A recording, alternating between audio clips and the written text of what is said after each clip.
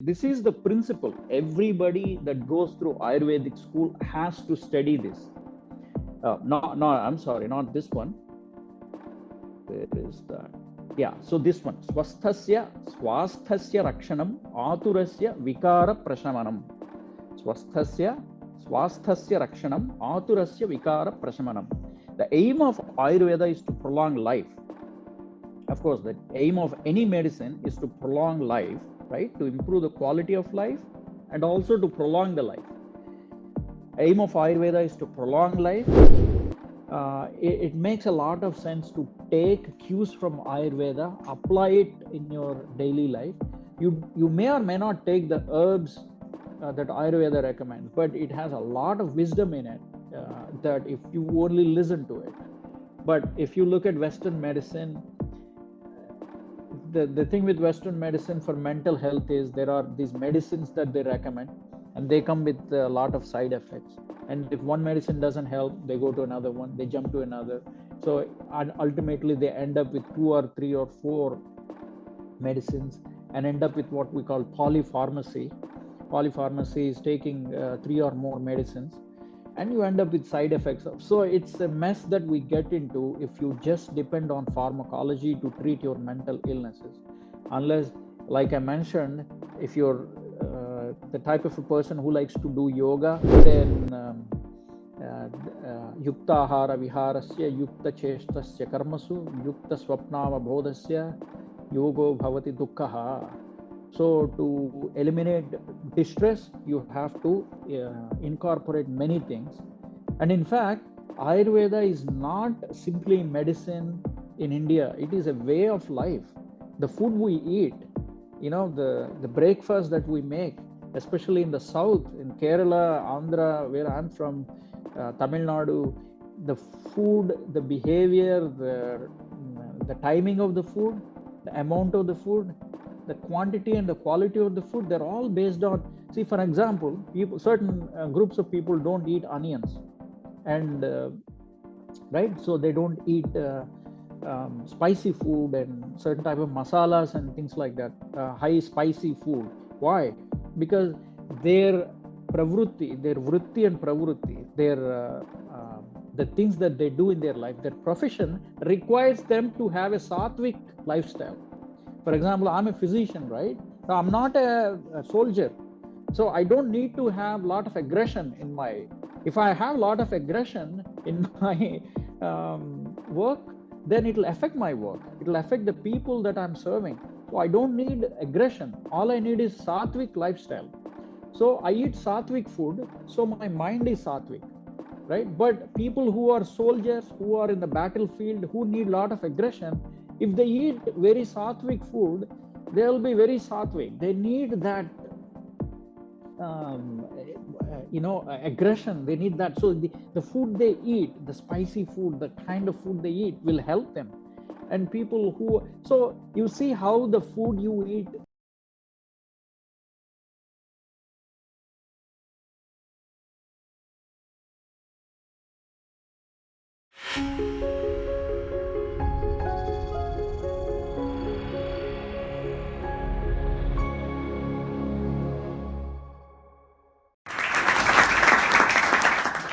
Namaste and welcome to another episode of Indic Talks organized by Center for Indic Studies, Indus University.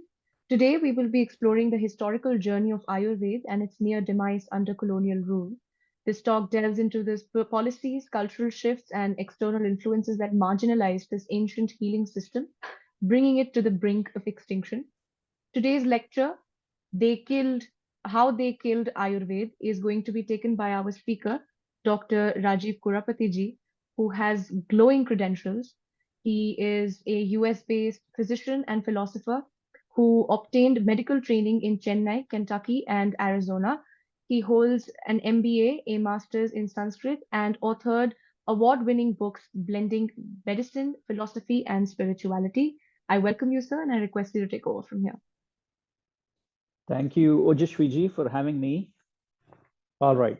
Today's talk is how they killed Ayurveda. When I say they, it doesn't mean that somebody outside, but it means a combination of factors, an element of colonization, and also within people within India that led to this almost extension of Ayurveda as a mainstream medicine. My name is Rajeev Kurapati, like Ojaswiji mentioned. I practice Western-based medicine in USA, in Cincinnati, Ohio. But I also have a fellowship in integrative medicine from University of Arizona, and also an MA in Sanskrit. So I have some access to Ayurvedic principles. Although I'm not a practicing Ayurvedic physician, I have exposure to Ayurvedic principles. So I do use Ayurvedic principles. I don't, as you know, I don't practice panchakarma, herbs, and so on and so forth, but I do use Ayurvedic principles in helping my patients on a day-to-day basis. Today's Ayurveda, what is the status of today's Ayurveda? It is regarded as a complementary and alternative medicine. Let me get this out of the way here. It's regarded as a complementary and Ayurvedic medicine worldwide. Remember, there is mainstream medicine, and then there is complementary and alternative medicine, and Ayurveda is regarded as that. There is a lot of evidence recently, a lot of research recently on, I listed a few resources there. Where is the evidence, or here is the evidence? Bringing Ayurveda with evidence-based scientific approach in medicine, the quest for evidence-based Ayurveda, distinctive approach to health and disease, and so on. So there is so much literature on Ayurveda these days that has been published widely, and yet Ayurveda is only an alternative medicine. In my talk in the next 1 hour or so, I'll be going through not the principles so much, which I will briefly mention the principles, but I'll go over the demise of Ayurveda in the pre and post independence period. This is an interesting topic for us to see who is responsible or what factors are responsible for the decline of Ayurveda.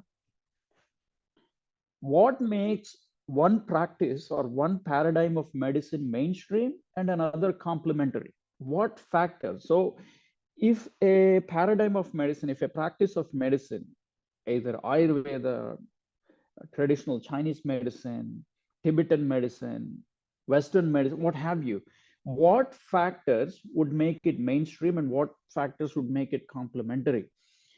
If it has fundamentally sound principles, and there is some epistemology. Epistemology means the way you obtain information, the way you obtain knowledge. If it has fundamentally sound ways of obtaining knowledge about that practice of medicine, and there is a way to test it, and there is a way to validate those tests, and then there is a way to fund the whole paradigm, and if there is a way to license the medical practitioners who subscribe to that paradigm, that can become mainstream medicine, right? But it looks like Ayurveda has most of these, if not all of them, and yet it is a complementary medicine. You see, no paradigm of medicine is complete. Let us take the type of medicine I practice, Western medicine. I see a lot of people who have normal cholesterols and still end up having strokes, and when I say strokes, the brain strokes and heart attacks. I see people who are on statins, who take that statin cholesterol lowering medicine and who have perfect cholesterol and still end up having strokes and heart attacks.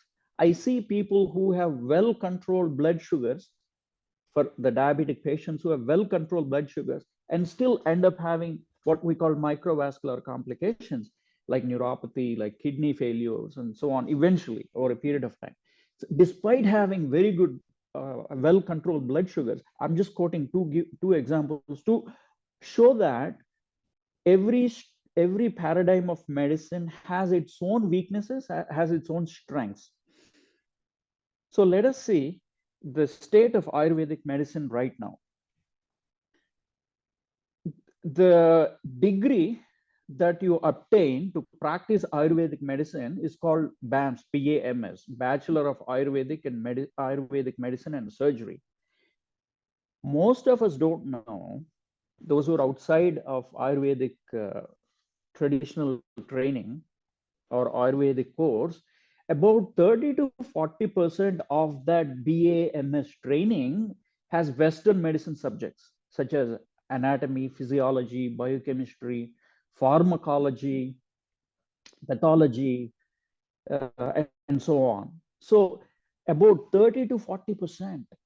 So when you look at the BAMS degree, it's not a pure Ayurvedic degree. It's actually an integrated medicine program, much like the integrative fellowship that I have done in US, here in University of Arizona. So it's an integrated medicine program as opposed to a pure Ayurvedic based. So there is no standardized Shuddha or pure Ayurvedic degree right now. I looked up, I couldn't find it, but it used to be there. We'll get to that towards the as we go along in the talk today. Currently, there is no bachelor's degree program that offers a curriculum that is exclusively focused on Ayurveda. It's always an integrated program. Now, Ayurvedic paradigm is different from Western medicine paradigm. The term Ayurveda itself, it's not knowledge about disease or disease management. It is about life. It is knowledge about life, right? So Ayurveda, disease management is only one aspect of Ayurveda. Ayurveda is a life management, not disease management. Disease in this paradigm is an imbalance caused by various factors like diet, lifestyle, and environment. You see, environment plays a huge role in disease management in the Ayurvedic paradigm. It advocates balanced lifestyle, proper diet, regular. No, you might be saying, well, we have these things emphasized in Western medicine too, right? So these balanced lifestyle, proper diet, regular exercise. But the thing is, in Western medicine, these are all standardized.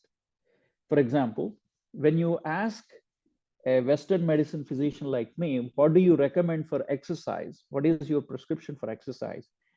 I would say 150 minutes of moderate intensity exercise per week, or 75 minutes of high intensity exercise per week. Of course, what is moderate intensity, what is high intensity, all that is defined. You can get details on that. But the thing is, this is a prescription for everybody, whether you are 20 years of age or 70 years old. So this is a standardized recommendations for anyone. If you look at Ayurveda, it looks at the person and says, for you, this is the exercise recommendation that I'm giving based on your constituency, based on your attributes and so on. The same applies with lifestyle, diet. When you look at Mediterranean diet, if you look at it, it's for Mediterranean, people who live in Mediterranean countries, right? Not for people who live in India, China, or Sri Lanka, or Bangladesh, or even America. So if you look at Mediterraneans, it is for Mediterranean. So you incorporate your seasons, your climatic conditions, and so on. That is what Ayurveda is saying. You just cannot standardize. You have to put all these principles, all these factors into play, and then give. So you start seeing the Ayurvedic principles starting to make a lot of sense. But I'll tell you where the problem arises. It arises in testing. We'll come to that in a minute. So the fundamental difference, when I say difference between one paradigm and another paradigm, Western Ayurvedic paradigm, is the epistemology of Ayurveda. Epistemology is how you obtain knowledge and test them, is based on relation between the microcosm, which is the human, and the macrocosm, which is everything around.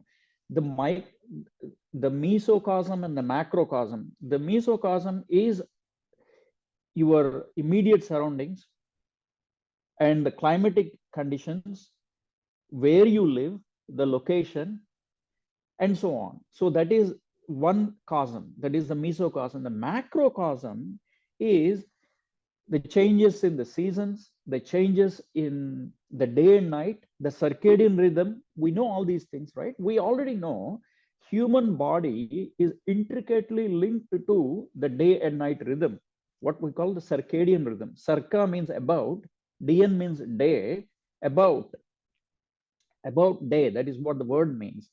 So circadian rhythm is intricately linked to the our biological system, the hormones, the chemicals that we make, the day and night chemicals we make, and so on. Similarly with seasons. So Ayurveda is between Western and Western medicine, Ayurveda, it's whole person centric, depends on classical textbooks and focuses on personalized care. Environment plays a crucial role. Whereas in Western medicine, it is disease centric. I'm not saying one is better than the other. I'm simply giving facts here. Western medicine is disease centric. It is experimental, controlled experiments. It is reductive and standardized. You see, it is very difficult to test Ayurvedic principles. How do you test the effect of seasons on a person?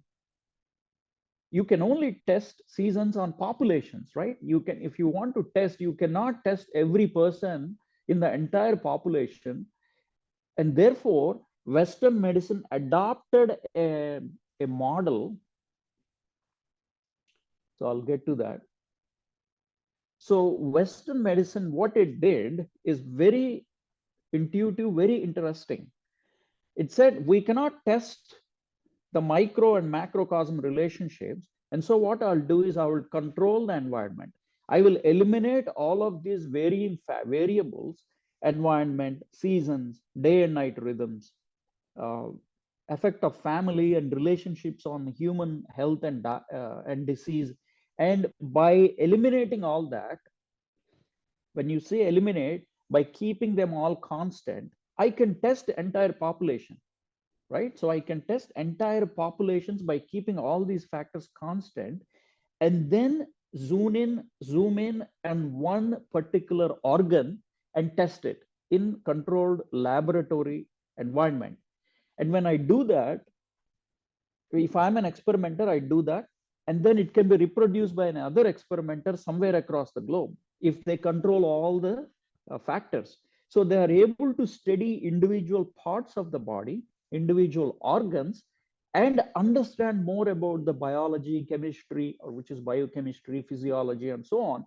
So there is more emphasis on pathology. But the problem arises, remember I mentioned that why, despite having normal cholesterol, a person ends up having a heart attack.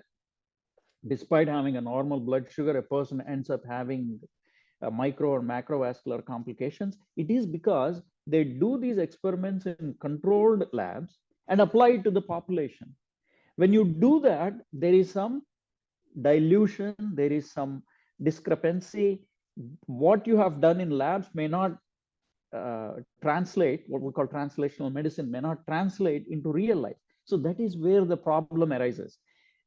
But Ayurveda says the same thing. It says that, see, you cannot isolate the human biology. You have to study them in relationship to their lifestyle, relationship to their diet, relationship to their stress, their sleep, their family relationship, their toxic or non-toxic environments, in relationship to the cosmos, the day and night, in relationship to the rays of the sun and the moon and so on. But there is no way you can study it.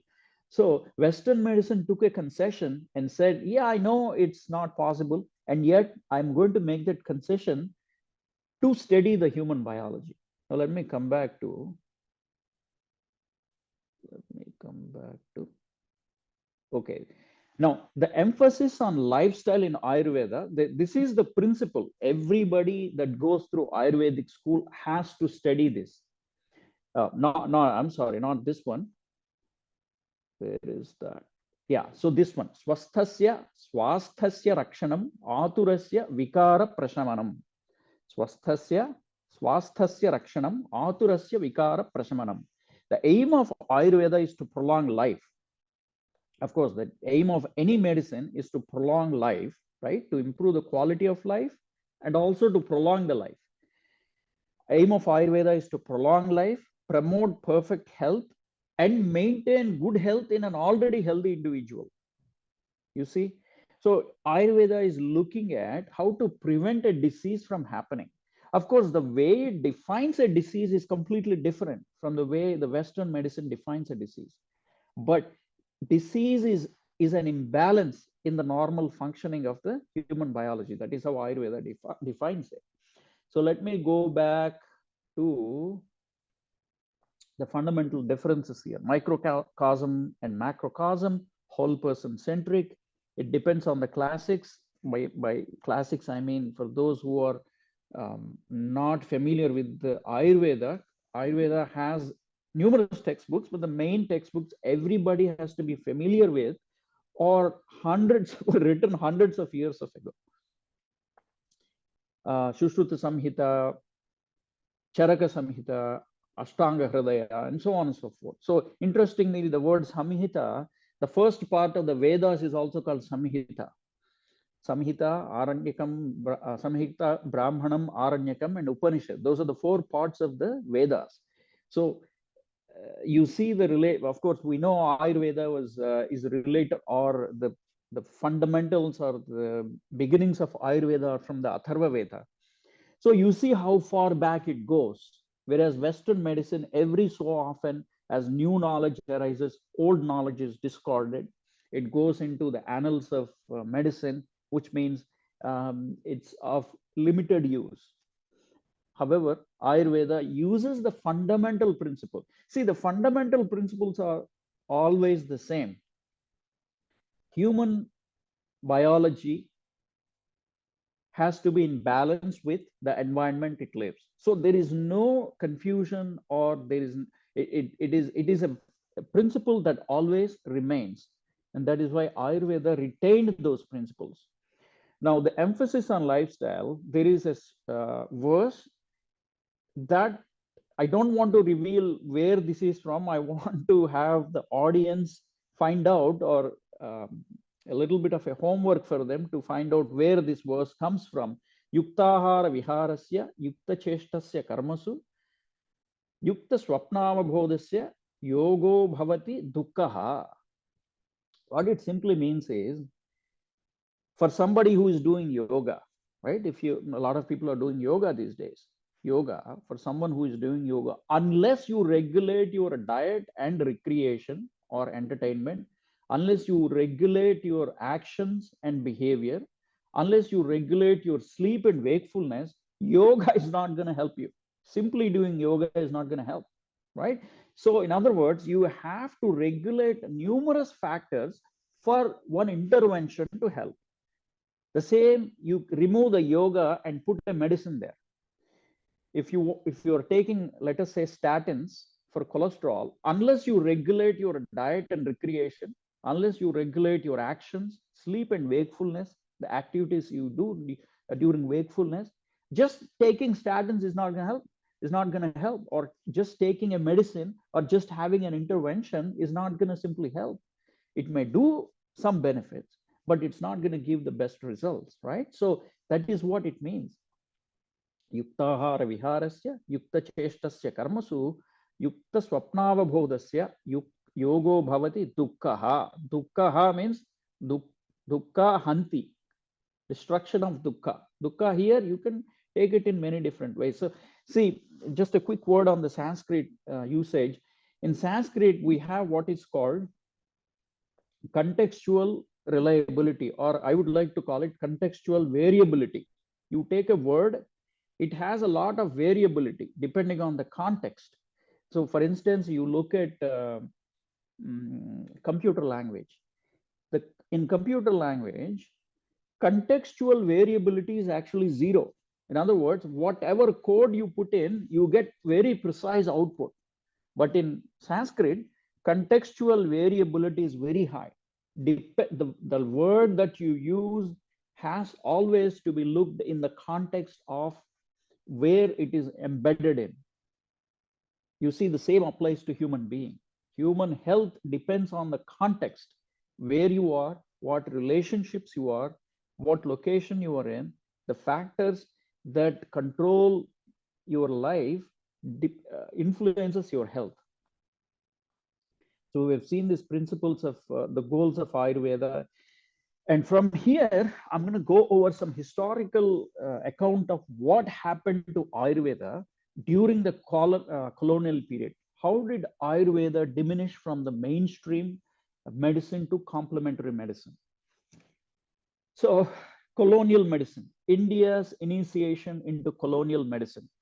Now, there is a lot of patriotic movement going on currently in India to decolonize our minds, right? To decolonize our minds. But the thing is, you cannot colonize our minds, because every aspect of our lifestyle is influenced by the colonials. The language that we speak, the dress that we wear, the activities that we perform, the devices that we use, everything is influenced by the colonial mindset. So you cannot decolonize our minds, but we can learn what is how medicine in this context, you can learn how what was once indigenous medicine system became a colonial medicine and eventually a Western medicine. So it starts in the 16th century when the Portuguese first came to the ports of Goa, and along in their ships, they brought Western medicine to India. So the first Goa Medical, it used to be called Goa Medical College, started in 1691. 1691. See how far back it goes. Almost 300 to 400 years ago. Goa Medical College. Then it became Medical and Surgical School of Goa in 1842. So this is where the roots of colonial medicine started in India. First with the Goa Medical College. Then in 1600s, East India Company brought its first fleet of ships. Along with it, it also brought Western medicine. So in 1785, I'm jumping the timeline here. In 1785, medical departments were set up in Bengal, Madras, and Bombay presidencies. They used to call it Bombay presidencies. So you see these Madras, or Chennai right now, Bengal, where Calcutta, and Bombay, they are the port cities. They're port cities, right? So they are where the ports are located. So the British established, the East India Company established their centers where they started slowly colonizing the Indian subcontinent, and as part of their colonial establishment, they first had to treat their own people, right? So they trained the Western doctors, shipped them, and placed them in strategic locations and started treating. Initially, it was only the Western doctors or the European doctors treating the Europeans. Okay, so that is how these schools started. And what we call JIPMER nowadays, was a school that was started. I'm sorry, I cannot pronounce as École di Medicine di Pondicherry in 1823. Interestingly, after the independence, they changed the name to Dhanvantri Medical College in 1956. And after that, in 1964, the name was later changed to Jawaharlal Nehru Postgraduate Medical and Educational and Research Center, also called JIPMER, in 1964. So you see in 1823, the Portuguese established that school there. And then we have the Calcutta Medical College, one of the oldest medical college in Asia, actually, Western medical colleges in Asia. It is not as if there are no medical colleges in India. There were Vaidyalayas based on Ayurvedic training, but these are the colonial Western medical colleges that got established. So now there are many Europeans that were influenced by Ayurveda. You can see these. Sir Robert Wright in 18th century. He was a Scottish surgeon and botanist. He was deeply interested in Indian botany. You see, most of these European doctors, physicians, travelers, they were interested in the botany aspect of it. They did not understand the entire philosophy behind Ayurveda because it was based on Nyaya, Vaisheshika, Sankhya, Yoga, Purva Mimamsa, and Uttara Mimamsa, which is Vedanta. So all these went into the Ayurveda. But these Western or the European visitors, they did not understand the whole spectrum of Ayurveda, but they focused just on the herbs or the botany aspect of it. William Roxburgh in was actually interestingly called the father of Indian botany. I don't understand when there were already Indian Vaidyas who were there for centuries. How come a Westerner or a European could come to be known as the father of Indian botany just because he has chronicled the botanical aspects of Indian medicine? He somehow became the father of Indian botany. And we came to accept that. That is the most interesting part, the most humiliating part, in fact. Francis Hamilton, a Scottish physician and botanist, Sir George Birdwood, an Anglo-Indian official and scholar, traditional. When you say traditional Indian medicine, most of them, like I said, were just chronicling or documenting the botanical side of it. And John Forbes Royal, British botanist and physician, he somehow wanted to integrate Indian medicine into Western medicine. To a certain extent, he was successful. To me, it is more of a digestion of Indian medicine into Western medicine. You take Indian medicine and you own it and make it Western medicine in those days. And then we have Henry Eliot, civil surgeon and historian. He studied Ayurveda. This was the period when British, almost around or before the British colonization of India. And then, so did I mention these people? Yeah, these were the people before the British establishment. Garcia d'Horta, Jean-Baptiste Tavernier, he was a French merchant, and you see Garcia is a Portuguese physician and a naturalist. He wrote books on conversations on simple drugs and medicinal substances in India. And then we have Sir William Jones. I think he was a Britisher. And then Francis Buchanan, Scottish physician, and Hendrik Reedy. He was a Dutch colonial naturalist. So all these people were influenced by Ayurveda. And then coming to 1840s, Portuguese, we saw the picture here, the Portuguese Goa Medical School. And then what happened in 1840 is interesting. The colonials started issuing licenses to physicians who are trained in Western medicine. So Portuguese started the medicine and pharmacy licentiates, which is you give licenses to practice. And this was the beginning of the demise of the Indian medicine in India. We shall see in the next few slides here.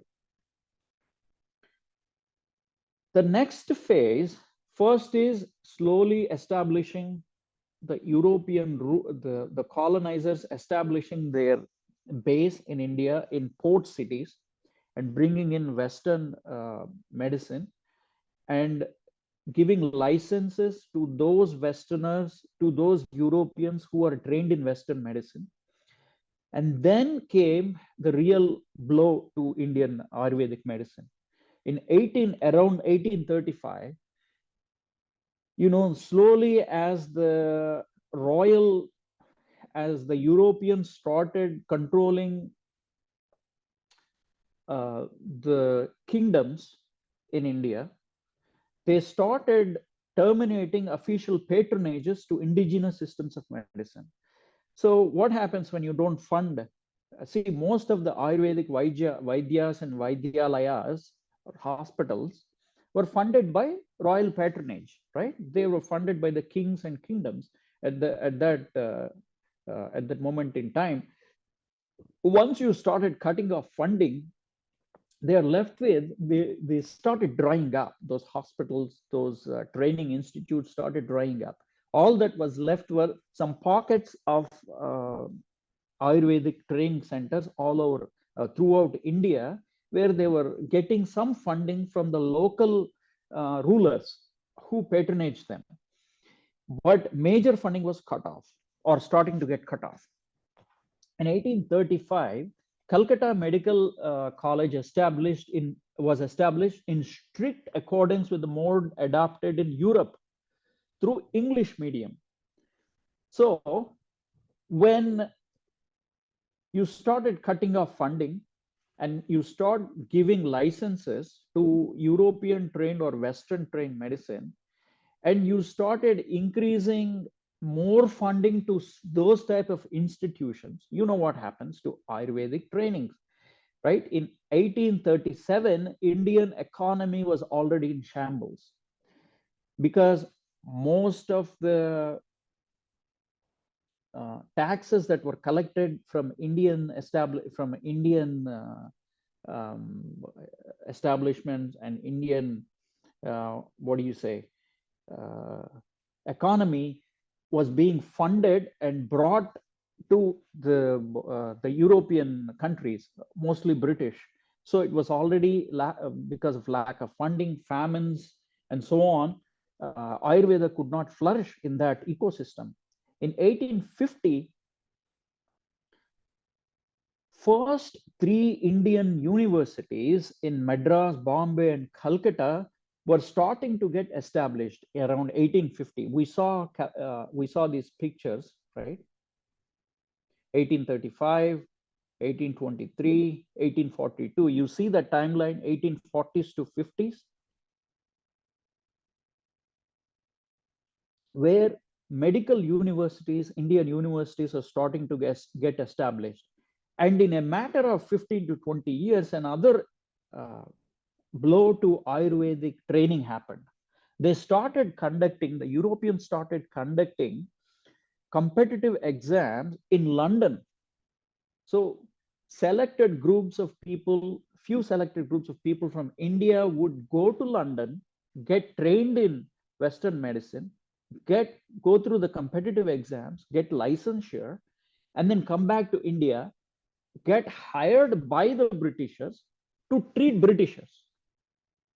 the Europeans, because the Britishers were already growing their empire in India, and they needed the Britishers needed Indians to get trained in their medicine and treat the Britishers. It is not to treat Indians initially, it is only to treat the Britishers. So that was established. So now, continuing the colonial medicine, the next blow to Ayurveda happened by delegitimizing the Ayurvedic practitioners. So funding was cut off, training was limited, new training was happening by shipping the Indian and Western physicians to London and other places, France, London, and other places in Europe, bringing them back, giving them license to practice. And then the next blow was to cut off license and delegitimizing Ayurvedic practitioners. So in 1907, because this was already happening in 1840s, 1870s, in 1907, Ayurvedic physicians organized themselves and founded what is called All India Ayurvedic Congress. But somehow this Congress word seems to be very popular at that time, right? Ayurvedic All India Congress was established at that time. Everything is Congress at that time, including Ayurveda. In 1912, so while this Ayurvedic Congress, Indian Ayurvedic Congress was established, the European or the colonial rulers were establishing medical registration acts. This was the final nail in the coffin. I'll tell you, I'll explain why this became a huge blow to Ayurvedic practice and training. Now, when I say all this, I'm not diminishing or I'm not discounting the role of Western medicine in the practice of medicine. I am a Western medicine trained physician. I know the importance of it and I practice it every day and I'm very happy with it. But what I'm saying is, rather than finding the goodness or the good things in Ayurvedic medicine and trying to see if there is any room to improve it, if there is any way to improvise it, test it, validate it, spread it, and make it more usable, what the colonizers did is they discounted, they thwarted, they destroyed the Ayurveda as if it is some kind of a superstition. In the beginning, I explained to you how the principles of Ayurveda are universal. They can be applied. Rather than taking those principles and saying, see, Ayurveda has these beautiful principles that you can use them, you can improve, they simply said, they simply delegitimized Ayurvedic practitioners. That is where the problem arises. That is where we find it difficult to digest that fact. Now, so look at I'll show you what these acts did to the Ayurvedic practice of medicine. The Bombay Medical Registration Act in 1912, Madras Medical Registration Act in 1914 did this. The Madras Medical Registration Act was, these are all the things that it did to the practice of Ayurveda. It was discriminatory. The act primarily recognized medical qualifications only from Western institutions, effectively excluding practitioners of Ayurveda and traditional medical system from formal recognition.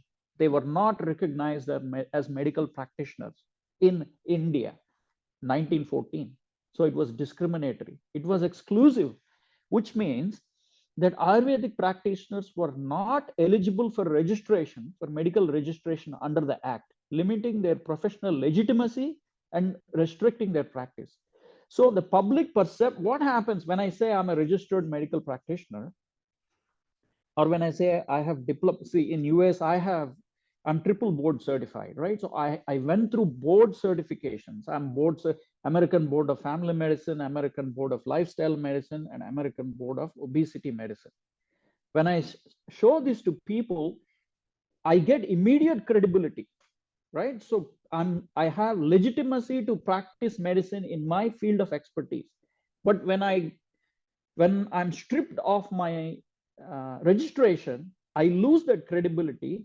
And in the face of public, in the perception of public, I'm not a credible medical practitioner. And that is what happened to Ayurvedic physicians because of this medical act. Due to that, they were marginalized to only pockets in the society. Now you see how mainstream medicine is starting to grow.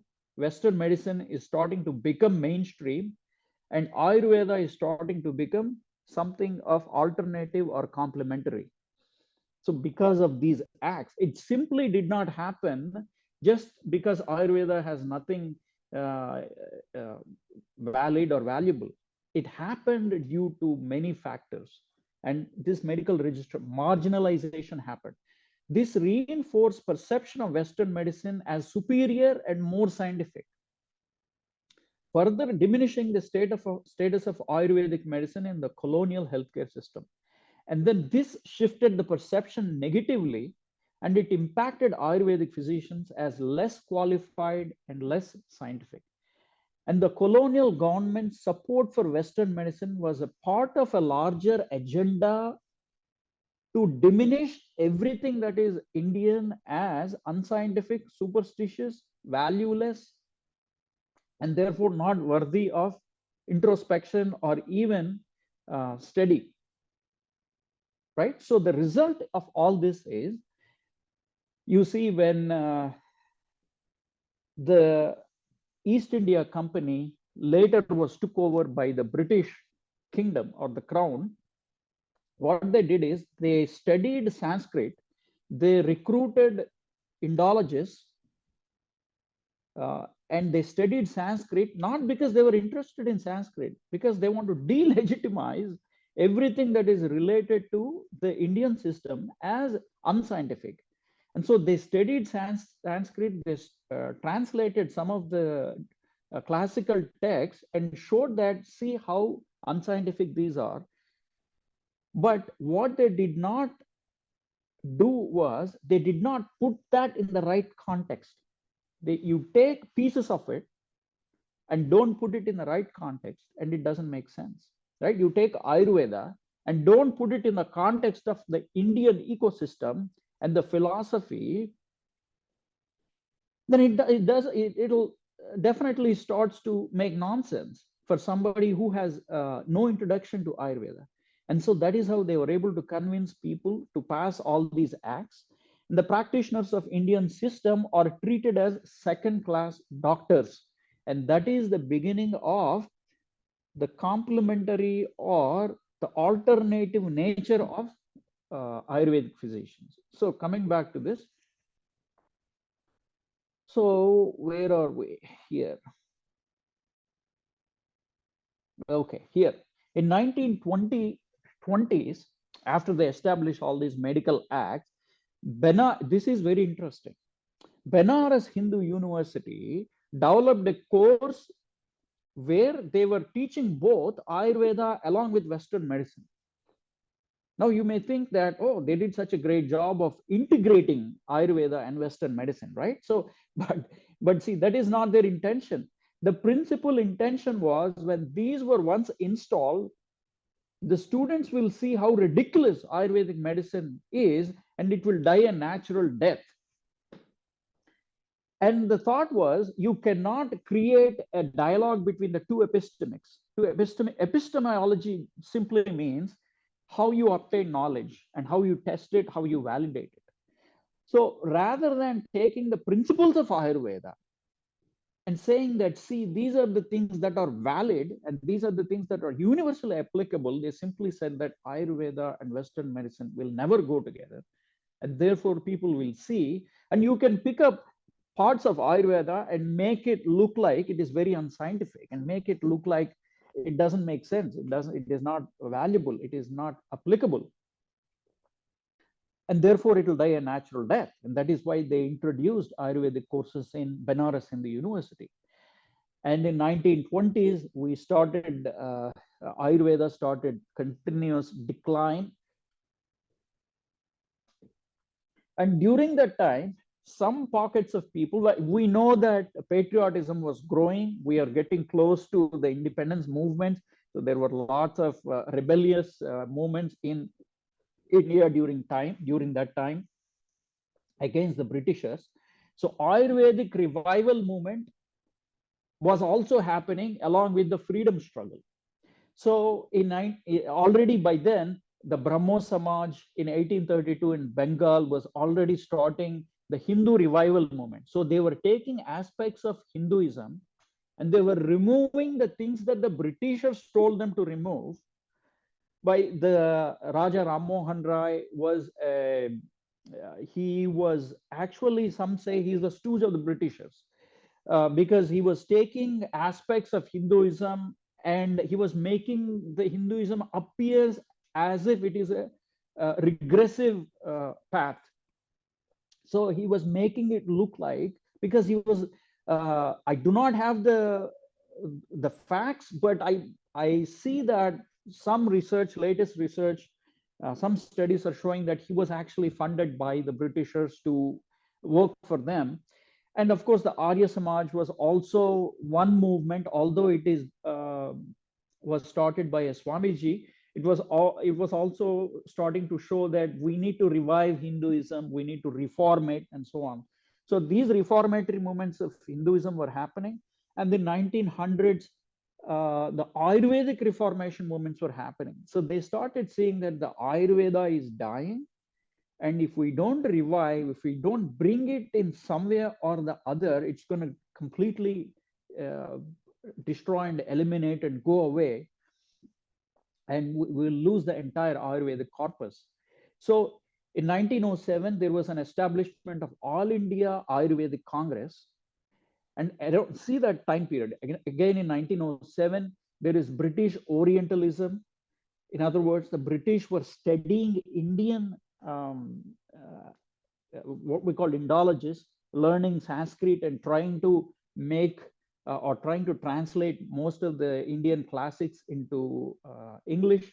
There is synthesis of medical systems was happening because people in the Indian All India Ayurvedic Congress are starting to see that unless we bring those two together, Ayurveda will die a natural death. So we need to do something. So institutionalization of Ayurveda was happening. So they were trying to establish certain Ayurvedic institutes despite lack of funding, because the anti-British movements were happening. So Ayurvedic revival movement was also interpreted and defended as a Hindu civilizational movement. It was not just medical thing. So there was this Ayurvedic revival movement as a Hindu civilizational awakening. So we see that civilizational awakening happening now. Exactly 100 years ago, this was happening. So we see that now in 1920s, and now in 2020s, we are seeing civilizational movement. It was motivated by nationalism, patriotism. So some of the Britishers started saying, so there is no merit in what you are saying, because it's just a movement motivated by political considerations of nationalism and patriotism. There is no merit in Ayurveda, but you're just showing that because it came from your indigenous systems, you are just defending it. So that was happening. So there was a lot of clash of ideologies around that time. So this was the 1927 official British stance on Ayurveda. This was from a report of the Surgeon General of Bombay to argue against government support to the indigenous systems of medicine, which is Ayurveda, Siddha, Unani, and so on. To revert to any of the ancient systems of medicine would be a very retrograde step. They are not founded on scientific principles, and they are entirely outclassed by modern scientific medicine. See, the thing is, I'm not discounting, I'm not saying if you look at this statement in a certain way, it makes complete sense, right? But let me show you a different way of looking at it.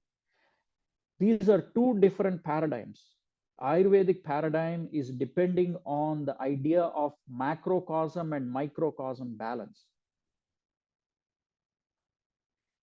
There is a statement that Ashtanga Hridaya, I think Ashtanga Hridaya states, Sharirendriya Sattva Atma Sanyogaha Dhari Jivitam Ityuchyate, which means human health depends on the balance or the harmony of matter, which is the body, senses, mind, and the spirit. So we talk about mind, body, and spirit these days, right? So this is what Ayurveda is saying. Unless you have a harmony between your mind, your senses, and your body, you will not have a proper integration with your surroundings, with your environment, and therefore you will succumb to diseases. But to test this is a big problem. How do you test how the environment is influencing you? And how do you do it individually? You can do population studies, you can do controlled experimental studies. And when you do that, that becomes Western medicine. And if you apply that to populations, it may or may not work all the time. And so you are comparing two different medical paradigms and saying one is better than the other. So that is what these guys are doing. Very cleverly, they're saying, see, these experimental methods cannot be applied to Ayurvedic principles. And so Ayurveda is retrograde, right? So you cannot apply controlled experimental lab controlled experiments in real life because so many variables are playing. Your diet, your relationships, your age, your environment, the food you eat, the thoughts you entertain, all matters. How much you sleep, all matters, right? On your health. Depression, anxiety. Why is depression and anxiety on the rise in Western hemisphere now? Despite the glory of Western medicine, that is because there are so many variables that are playing. So they cleverly outcasted Ayurveda by saying it is a retrograde paradigm of medicine. And the problem is the Indians who were employed by the British also bought into this idea rather than thinking what are the merits of Ayurveda, what are independent merits of Ayurveda, rather than saying that Ayurveda, and instead they simply said Ayurveda just doesn't work. See, look at this. A person KCKE Raja of Madras Public Health Services, which was, he was still under British, they were still under British rule at that time in 1937. The methods of patient research into causation, treatment, and control of diseases pursued by Western medicine must remain the sheet anchor for man in his fight against ill health. The Indian systems represents a stage of arrested development, while Western medicine is dynamic with all the life of a growing organism. Even legitimate pride in nations past should not be permitted to keep India from the broad road of orderly progress along with other nations of the world, along which other nations of the world are marching towards a slow but increasing mastery of man's bodily ills. Long-winded statement. Is it one single statement? Yeah, seems like that. So what this is basically saying is, if you follow Western medicine, it's going to cure you of all illnesses. There is no need to go into the indigenous systems. But that's not what's happening now. See, you see a lot of mental illnesses on the rise now, right? A lot of chronic diseases on the rise. Obesity is on the rise. You see multiple diseases on the rise. Again, I follow Western medicine. I'm not discounting Western medicine. If my son gets sick, I give him antibiotics, I give him ibuprofen, I give, although that's all good. But how do I prevent a heart attack from happening? I can put stents. If a heart attack happens, I can do bypass surgeries as a Western medicine physician. But then how do I prevent that from happening? Individually, how do I pick an individual person and say, for you, this is the now we're starting to recognize, we are doing genetic tests, precision medicine. It is still in evolution. But this was already thought of by Ayurvedic physicians. Their methods may be different, but their principles are fundamental. Now, during that time, now I'm continuing here in 1937, 1920s to 1937, we started seeing a hybrid model in Ayurveda, because left alone, it's going to die. And therefore, we need to do something to resuscitate Ayurveda. Survival of Ayurveda depended on adopting some elements of Western medicine. For the fear that Ayurveda would be swallowed up by the Western medicine if care was not taken to let it stand on its own. However, the members of the Madras Ayurvedic Sabha, they said they found that the Indian school of medicine, which is of course Ayurveda, paid mere let me take it back. The members of Madras Ayurvedic Sabha found that the Indian school of medicine, which means the Western school of medicine at that time, paid mere lip service to Ayurvedic study as the value of little knowledge of Ayurveda which pupils got was lost like a drop of water in a sea of foreign studies and foreign methods of treatment in which the students were compelled to become familiar. In other words, Ayurveda would be digested in the sea of Western medicine and would lose its identity. This was the fear of members of Madras Ayurvedic Sabha. I mentioned there was medical patriotism. You probably never heard this word before, which in fact, I heard it just recently while preparing for it. Medical patriotism have efforts to revive Ayurveda in post-independence period being effective, or are they merely instances of medical patriotism lacking merit? Is it just a movement which lacks merit? That was one of the questions. So during the time of independence, 1946, there was a committee called Boer Committee, which was put together to study the merits of Ayurveda. This was the blueprint for India's post-independence healthcare system, health service system. And what did the Boer Committee say? Bohr, I'll come to a minute who this Mr. Bohr was. He was the head of this committee. He first coined the term modern scientific medicine in its report, in his report. The use, look at the use of the words modern and scientific. The idea was to denounce all indigenous systems of medicine outright as unscientific and outdated. So this was modern scientific. We still use these terms, modern scientific medicine. The roots of this is in that 1946 Bohr committee. Is Sir Joseph Bohr. He's a British national. His approach of denouncing Indian knowledge was completely in line with the British policy. So just as they were leaving, they put all the seeds in the ground so that everything that is indigenous, everything that is valid, it just dies a natural death because there is no nourishment provided to it.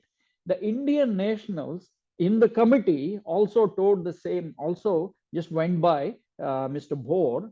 The only difference was, like Bohr, they did not have the courage to ignore the Indian systems. However, they did not have the courage to speak up against it.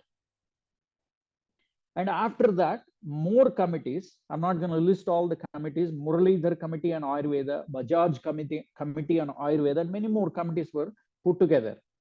After independence, Ayurvedic practitioners aspired for equal status and pay as MBBS doctors in public health services, but this remained and continues to remain as largely unfulfilled.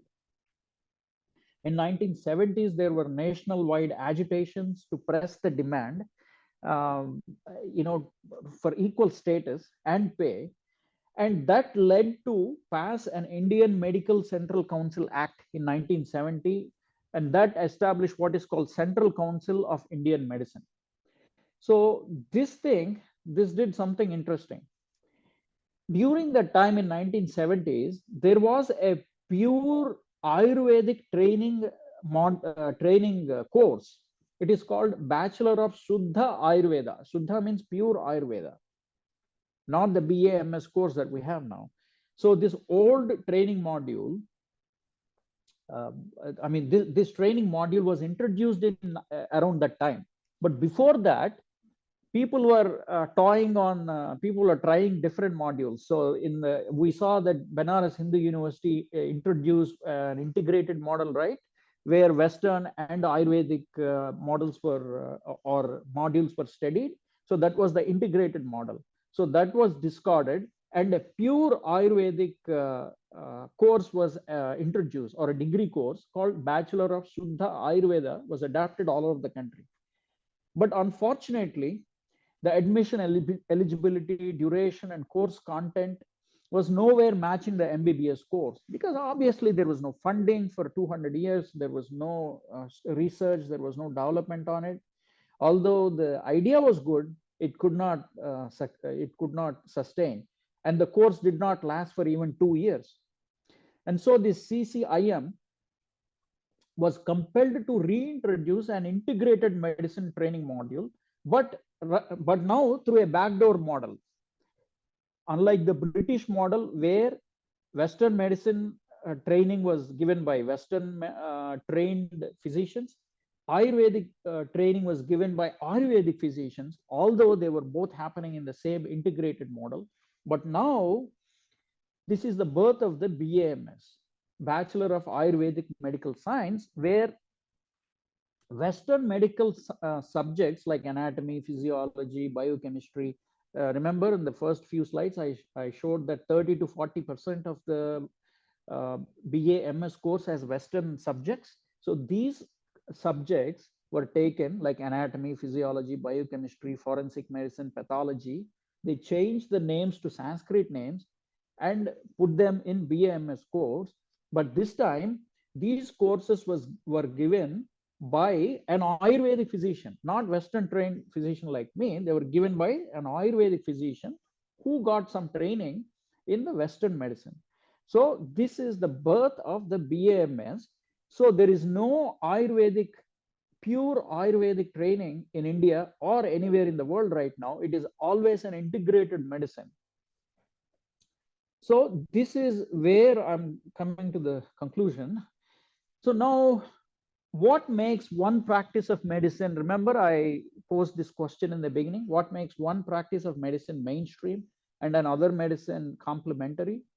It is the historical and cultural context in which European colonization, expansion, through not just in India, we have European, the British colonies were there in numerous parts of the world.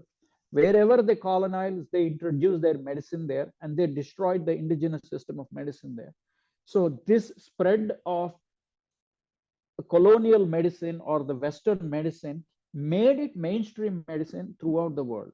And destruction of their indigenous medical systems by thwarting off or cutting off funding, by delegitimizing it, by uh, it is not just in India. Wherever they went, they passed these acts. It is the same protocol they followed by delegitimizing it.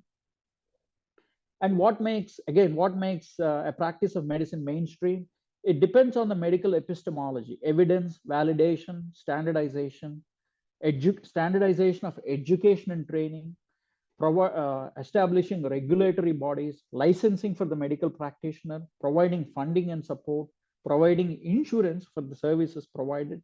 All these factors go into the practice of a paradigm becoming mainstream versus complementary. A lot of these are lacking or very limited in Ayurvedic practice or Vedic practice. This is a brief history of how Ayurveda became to be regarded as a form of complementary and alternative medicine, and it lost its luster and became part of a complementary or adjunct to the mainstream medicine.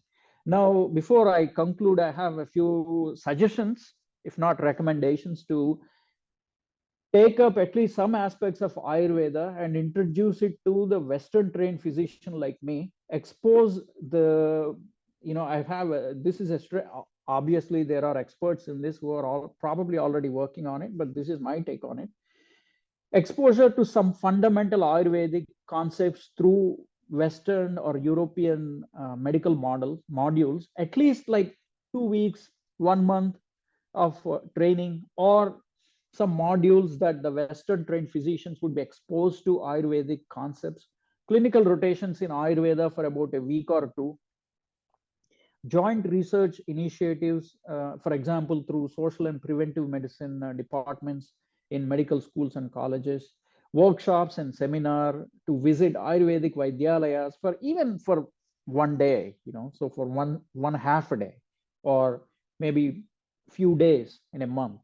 Incorporate Ayurvedic nutrition, mind-body medicine modules, and sometimes exchange programs either through interstate. For example, people from the north can come down to Kerala or Tamil Nadu or Karnataka or Andhra, and those people can go to Benares and other places, Ahmedabad, Benares, and other places, and get exposed to it. So this is my very short, brief talk on how Ayurveda almost died and how they killed the the essence of Ayurveda from being a mainstream practice to becoming a complementary or an alternative medicine.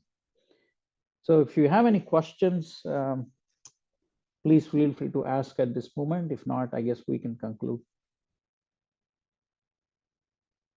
I believe we can start with the question and answer session. So recently there was a news that was, I think it's about a year old or 2 years old, where Prince Charles' wife had flown down to Kerala for treating her, I believe, her spine, and they had demanded that it be kept secret. And while most of the Indian channels did cover it, a lot of international channels did not. So, is that representative of how modern medicine, due to its lacking in holistic analysis, is falling short, and there may be an acceptance of it in the West? Yeah, see, modern medicine, it is continuously evolving. At this stage of modern medicine, there are no good treatments for certain diseases in modern medicine.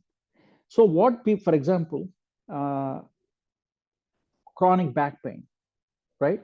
So what modern medicine does is it gives medicines like painkillers, anti-inflammatories, and surgeries and so on for people who don't like these things, because all of this come with their own side effects. For people who don't like this, they look out for other medical models like Ayurveda, Chinese medicine, and so on.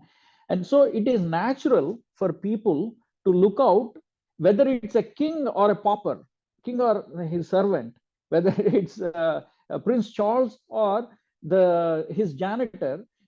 The body doesn't care, right? So the body doesn't know if you're a king or not. If there is a back pain, it's back pain for everybody. The king sleeps a good sleep, the pauper sleeps a good sleep. So it is the same thing. So it's natural for them to come down, but the problem arises when they don't acknowledge it.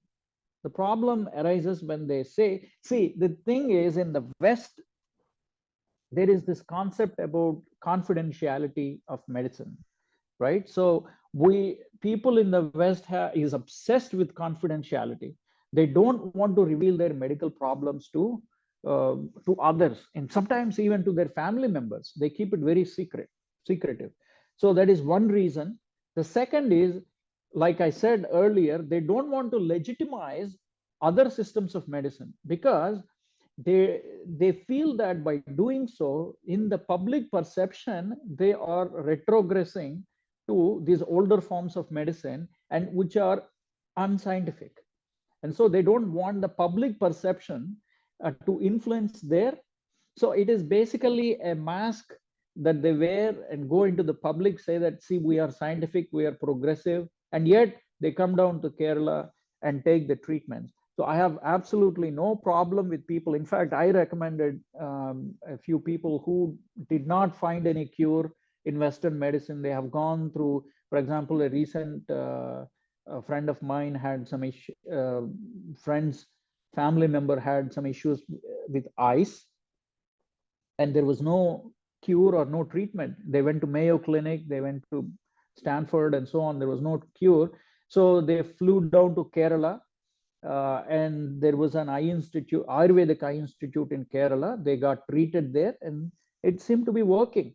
So if and they're happy to share that knowledge. So it would be helpful if people in high influential positions, like the person you mentioned, if they make it public, then I mean, they can mention, it worked for us or didn't work for us, or you can try it out, check it out.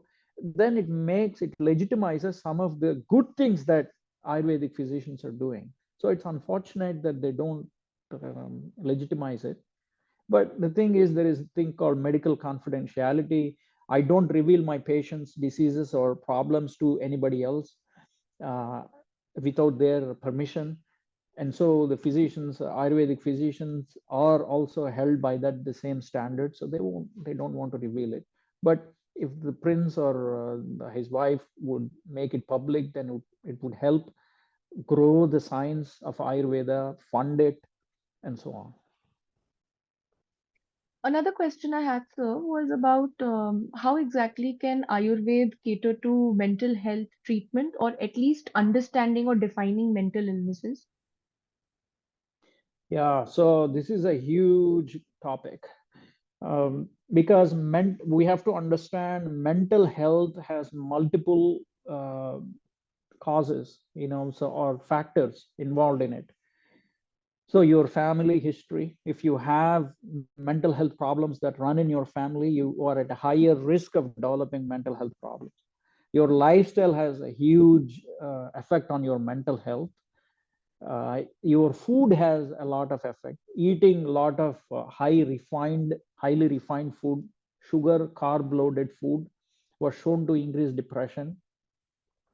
So your lifestyle has an important, the seasons have an effect on your mental health, the relationships that you are the in fact, the way you look can also influence your mental health.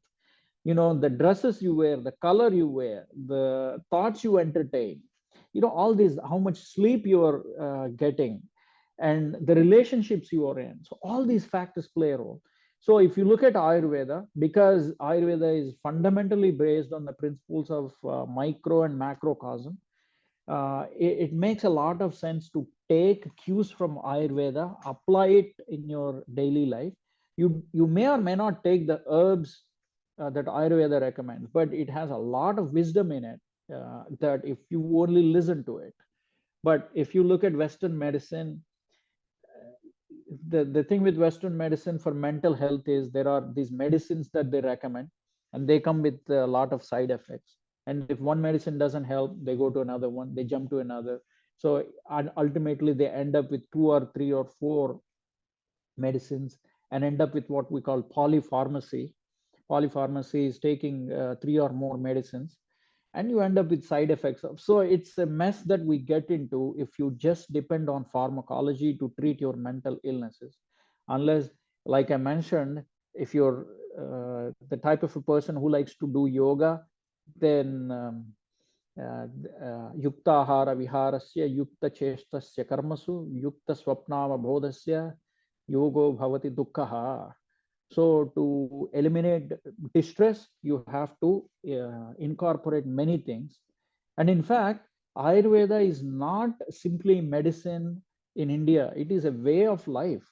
The food we eat, the breakfast that we make, especially in the south, in Kerala, Andhra, where I'm from, Tamil Nadu, the food, the behavior, the timing of the food, the amount of the food, the quantity and the quality of the food, they're all based on, see, for example, certain groups of people don't eat onions, and right, so they don't eat spicy food and certain type of masalas and things like that, high spicy food. Why? Because their pravrutti, their vritti and pravrutti, the things that they do in their life, their profession requires them to have a sattvic lifestyle. For example, I'm a physician, right? So I'm not a soldier. So I don't need to have a lot of aggression in my, if I have a lot of aggression in my work, then it'll affect my work. It'll affect the people that I'm serving. So I don't need aggression. All I need is sattvic lifestyle. So I eat sattvic food, so my mind is sattvic, right? But people who are soldiers, who are in the battlefield, who need a lot of aggression, if they eat very sattvic food, they'll be very sattvic. They need that aggression, they need that. So the food they eat, the spicy food, the kind of food they eat will help them. And people who, so you see how the food you eat, the things that you do on a day-to-day basis affects your mind and your lifestyle, your relationship, the service that you provide, the kind of work you do, all these things. Ayurveda gives us all these principles, and it's important that we keep that science alive and growing, which is already happening. But we should not get confused by saying that, oh, we want to do controlled experiments on Ayurveda.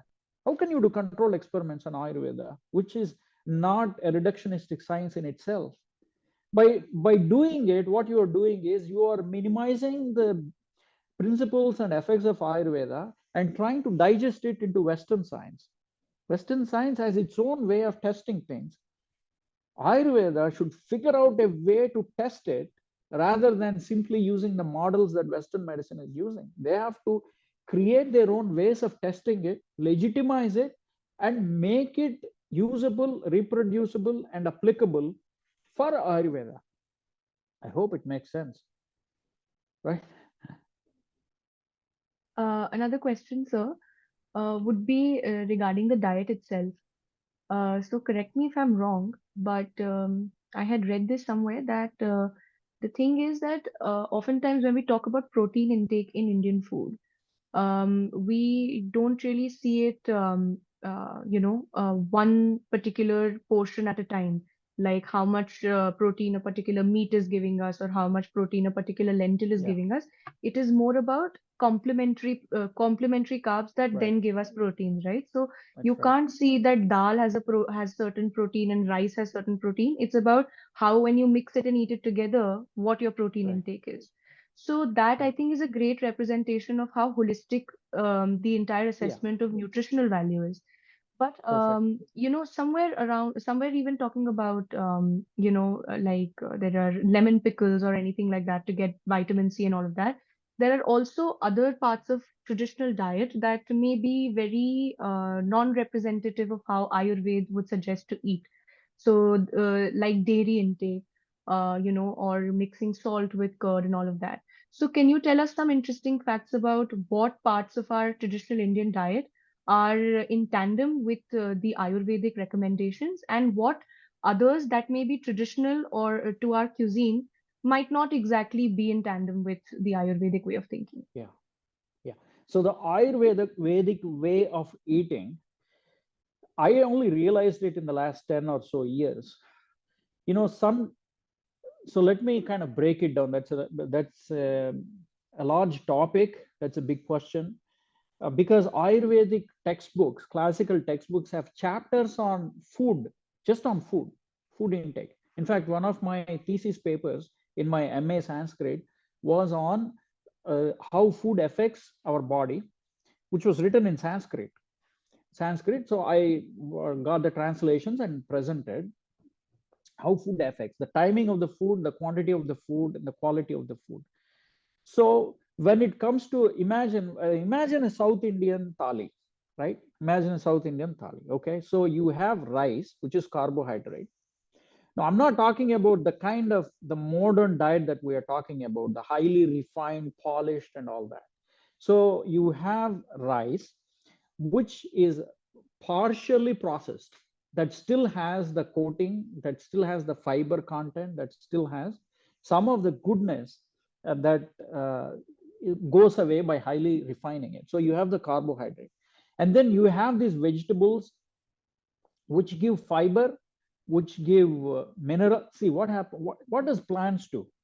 I'm not 100% proponent of only eating plant food, because depending on the situation, you may even Ayurveda recommends for people who need meat, it recommends meat. In fact, it recommends types of meat for the types of the diseases they have.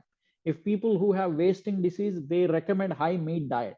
In that, in that too, the type of animal meat that they recommend, right? So some people think that Ayurveda recommends only plant-based diet. No, oh, it is not absolutely plant-based diet. Ayurveda recommends meat depending on the person again.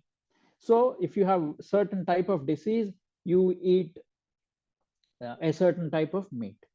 So you take vegetables. Vegetables are plant products, right? So what does plants do? Plants grow in the soil. Humans cannot take iron, sulfur, iron, magnesium, calcium from the environment. They have no capacity to take it. So, but plants have the capacity. They send the roots down into the soil. They absorb all kinds of elements from earth.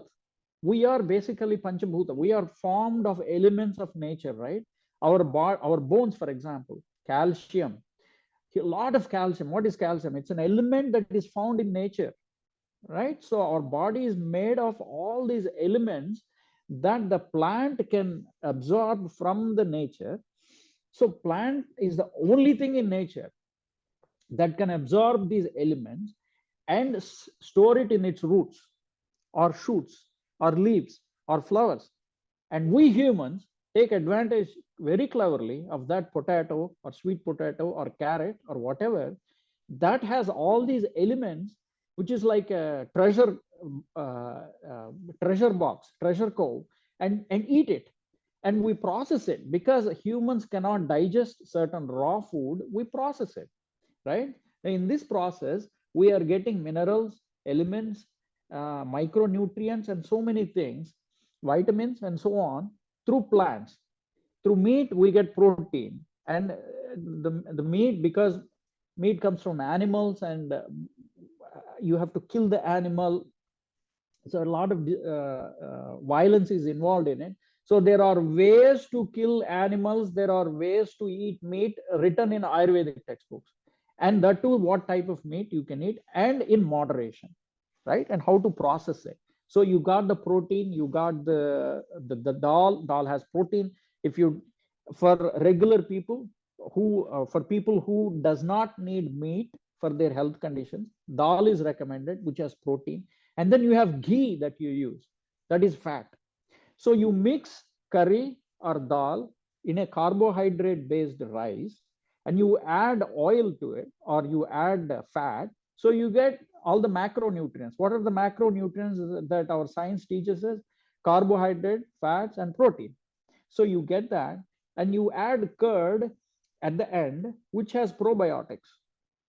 So, and then after you are done with your meal, it recommends clove or pan, which not the type of pan that we eat now, which is just full of refined carbohydrate by adding sweet and everything. So you eat pan, and that helps digest the food that you ate. It gives a satiety factor. It what it says is, okay, now you are done with your food, you have your pan, and stop it. Our body, give our body time to digest what you have eaten. So this is the principle of the or the thali, the South Indian thali. The same thing applies in different. See, the beauty is, you go to different parts of India, you see different types of food. That is because of the vegetables that are grown in that neighborhood, because you are part of your surrounding nature, right? You cannot just import some food from some Sweden and start eating it, because you are not part of that nature. So you eat the food that is grown locally and seasonally, and make the food that is palatable, that gives satiety factor, that gives what is called satiation, and all the and nutrition, and then stop. Let the body, give body time to digest it. So these, our food, in fact, starting from the breakfast to lunch and the timing of the food, sometimes we have what is called upavasas, right? So you don't eat at certain times of the certain days in a month, like upavas. Uh, so you fast for 24 to 36 hours. That is a way of giving the body to use up its own collected resources, stored food or stored resources, so that it does not develop diseases, right? So you incorporate all these Ayurvedic principles in your food habits, in your lifestyle. So this formula has already been incorporated into our lifestyle. You just don't have to think about, oh, how should I eat now? Should I mix tomato with something else, or should I mix can I mix milk and banana, or can I mix milk and berries?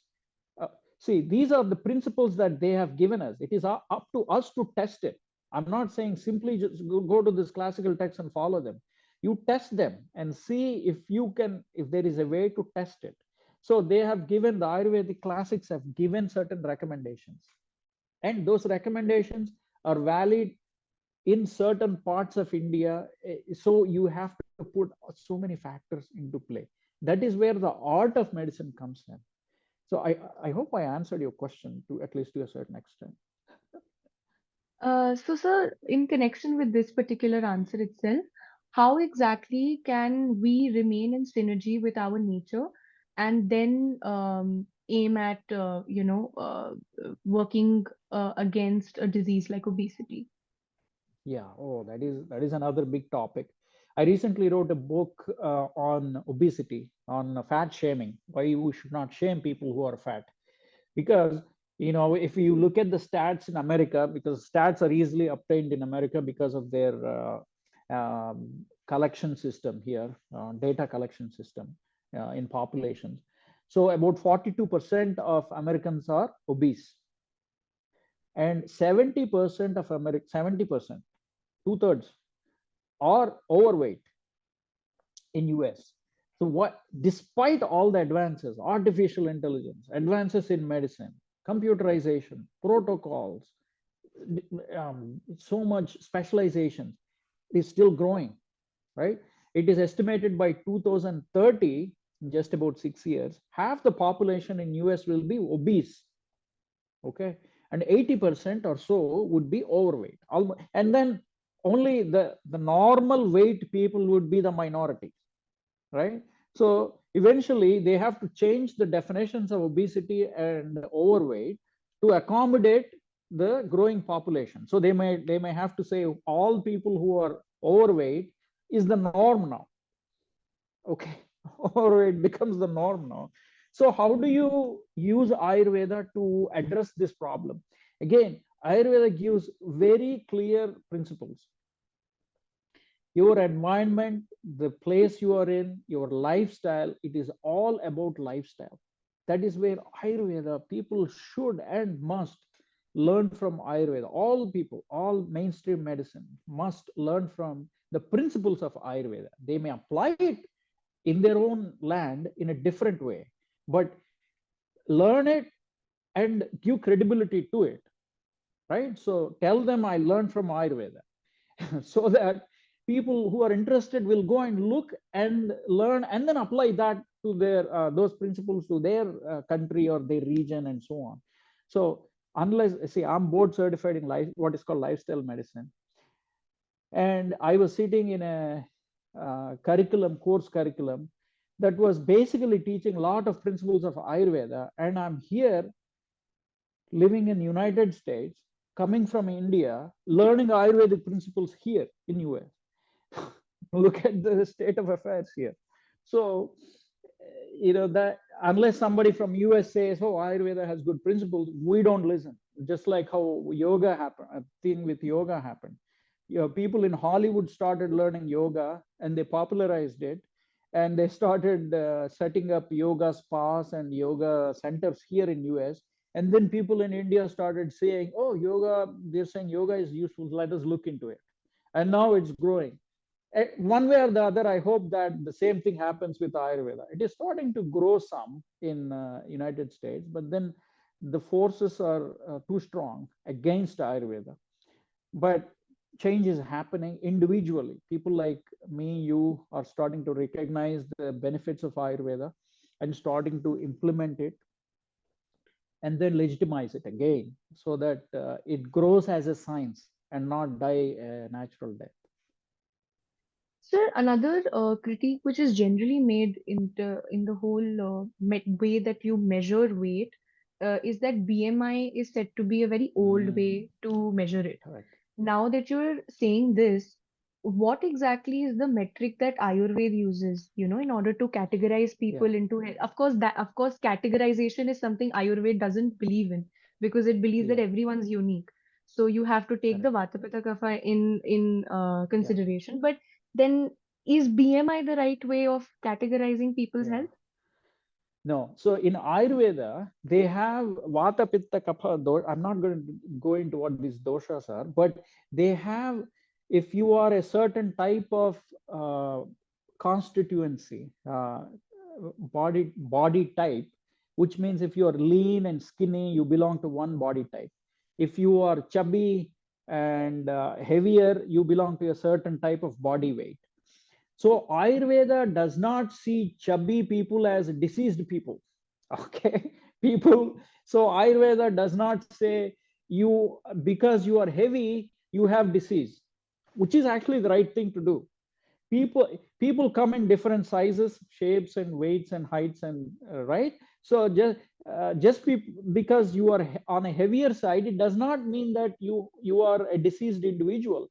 That is what Ayurveda says. But if you are heavy and suffer from problems, because let us say you are heavy and you have arthritis because of heaviness, or you have breathing problems or whatever, because you can, or sleeping problem, you are snoring because you have thick neck, whatever, then that is a different thing. But just because you are heavy, so in Western medicine, in other words, Ayurveda, as far as I know, Ayurveda does not use metrics to measure. There is no quantitative assessment. Ayurveda is very qualitative. It is based on look and feel. If there is no numbering system in Ayurveda, although nowadays modern Ayurvedic physicians are giving you are Vata 3, Kapha 2, and Pitta 4 a type of person. So they're giving a certain type of numbering system. But in classic Ayurveda, there is no such numbering system. It is based on it is based on experience, intuition, knowledge, and experience. So a person is given a certain type of body based on the Vaidya's experience, intuition, knowledge, and so on, and knowledge. So that is answered the question about does Ayurveda have any metrics. In Western medicine, obesity is by definition, obesity is defined by a BMI of greater than 30. BMI overweight is 25 to 30. Of course, in different populations, it has different um, definitions. In Asian population, the BMI criteria is different. In Western population, it is different. But in Western population, a BMI of above 30. BMI is weight by meter square, right? Weight of the person in kilograms by height in meter square.